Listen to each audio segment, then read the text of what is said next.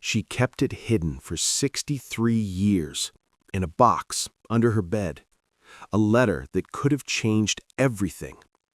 When we found it after she passed, we all cried, because now we understood. We understood why she smiled through the pain, why she never complained, why she loved us so fiercely. This is my grandmother's story, and it might remind you of someone you love. Stay with me. Hello, beautiful souls. Welcome to American Granny Stories. If you're new here, this channel shares real stories. Stories about the grandmothers who shaped us, the women who sacrificed everything so we could have better lives. Today's story is special. It's about my grandmother, Eleanor. Born in 1935 in rural Kentucky. She lived through wars, through loss, through heartbreak, but she never let us see her cry, until the day we found that letter. This story will take you on a journey through 63 years of hidden love, hidden dreams, and hidden strength. Grab your tissues, take a deep breath, and let me tell you about the grandmother who taught me what real love means. But first, if stories like this touch your heart, please subscribe. Hit that notification bell, because every week we honor the grandmothers who deserve to be remembered. Now, let's begin. Eleanor was 17 when she met James. It was 1952, at a county fair in Kentucky. He was tall, handsome, kind, everything a young girl dreams of. They danced under the stars that night. He held her hand and promised he'd come back for her. You see, James was joining the military. He was going to Korea, but he promised, "Wait for me, Ellie," he said. "I'll come home and we'll get married." She believed him with her whole heart. She waited every single day. She wrote him letters, long letters about her dreams, about the life they'd build together, about the children they'd have, the farm they'd own, growing old together on the porch. She mailed those letters faithfully, and she waited for his replies. But then, the letters stopped coming. For 6 months, Eleanor heard nothing. No letters, no phone calls, nothing. Her mother told her to move on. "He's forgotten you, child," she said. But Eleanor couldn't believe it. She knew what they had was real, so she kept writing. She kept hoping, until the day a letter finally came. But it wasn't from James. It was from his mother. Eleanor's hands shook as she opened it, and what she read broke her heart into 1,000 pieces. James had been killed in action. He died on a cold morning in November, holding a picture of her. His mother sent that picture back, covered in mud and blood, but still there. He'd kept it with him until the very end. Eleanor didn't cry at first. She just sat there, numb, empty. The life she'd imagined was gone. The man she loved was gone, and she was only 18 years old. Weeks turned into months. Eleanor stopped eating, stopped smiling, stopped living. Her parents worried. The whole town worried. Then one day, a man named Robert came to visit. He was older, 35, a widower with 2 young children. He'd heard about Eleanor, and he had a proposal. Not a romantic one, a practical one. "I need a wife," he said simply. "My children need a mother. I can't offer you love, but I can offer you security, a home, a purpose." Eleanor looked at this kind, sad man. She looked at his 2 little children, a girl, age 5, a boy, age 3. Their eyes were so hopeful, so needy. And she thought, what else do I have? James is gone. My dreams are gone. But maybe I can still matter. Maybe I can still love, even if it's not the love I wanted. So she said yes. She married Robert 3 weeks later, in a small ceremony.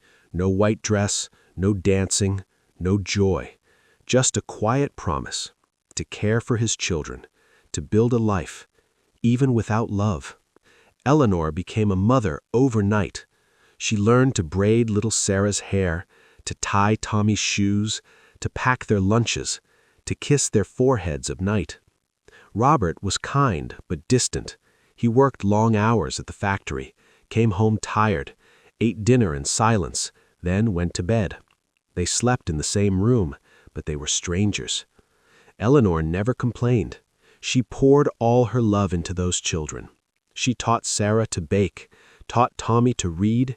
She went to every school play, every baseball game, every parent-teacher conference, and slowly those children became hers, not by blood, but by choice, by sacrifice, by showing up every single day. Years passed. Eleanor graduated high school. Tommy joined the army. Robert's health began to fail, and Eleanor took care of him too. She bathed him when he couldn't do it himself, fed him when his hands shook too much, held him when the pain was too great. He died in 1998, 46 years after they married. And in those final moments, he whispered, "I never said it enough, but thank you, Ellie. Thank you for loving us when you didn't have to." Those were his last words. After Robert died, Eleanor didn't slow down. She became the grandmother we all knew and loved. She babysat Sarah's kids, Tommy's kids. She made cookies every Sunday, told us stories about the old days, taught us to be kind, to be strong, to never give up. We thought we knew her. We thought we understood her life, but we didn't know about James. She never mentioned him, never spoke about the life she dreamed of. She just loved us with everything she had, and we loved her back. When she turned 80, we threw her a big party. All her children, grandchildren, great-grandchildren, the whole family gathered. She looked around that room at all the lives she had touched, and she smiled. A real smile, full of peace. "I am blessed," she said, and we believed her. Grandma Eleanor passed away in 2015. She was 80 years old. We gathered to clean out her small apartment, going through her things, her clothes, her photos, her recipes. That's when my mom found a wooden box hidden under the bed. Inside was a letter, yellow with age, written in Grandma's handwriting, dated November 1952. It was addressed to James, but it was never sent. We sat together and read it, and this is what it said. "Dearest James, they told me you're gone. I can't believe it. I can't believe it. But if it's true, I need you to know something. I will love you forever. Every breath I take, every sunrise I see, you will be there. I don't know what my life will be now, but I promise you this, I will not waste it. I will live for both of us. I will love for both of us. And when my time comes, I hope you'll be waiting, with that smile I loved so much. Until then, I carry you in my heart. Always and forever, your Ellie." We all cried that day. We finally understood. Grandma had carried that love her whole life, but she didn't let it destroy her. She let it transform her into the most loving person we ever knew. She chose to love us, even when her heart was broken. That's the kind of woman she was. If this story touched your heart, I have a favor to ask. Subscribe to this channel, because every grandmother has a story, and they all deserve to be told. Hit that like button if Grandma Eleanor inspired you. Leave a comment telling me about your grandmother. What did she teach you? What do you wish you could tell her? Share this video with someone who needs to hear it, someone who misses their grandmother, someone who needs to remember that love never dies. And if your grandmother is still with you, call her today. Tell her you love her. Ask her about her story, because one day these stories are all we'll have left. Thank you for being here. Thank you for honoring these beautiful women with me. I'll see you next week with another story.